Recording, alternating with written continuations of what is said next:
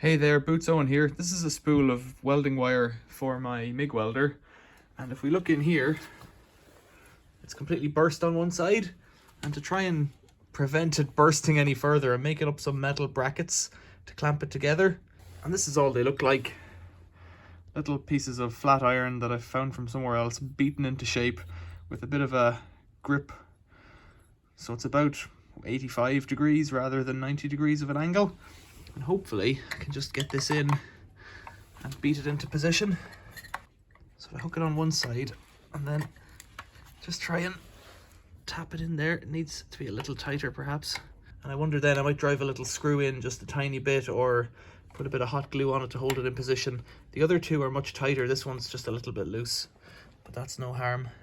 So I'll try it with a piece of cardboard on it just to buffer it out a bit.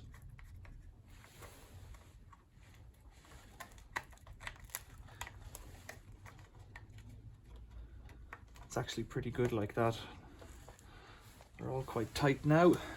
So let's offer it back up to the welder.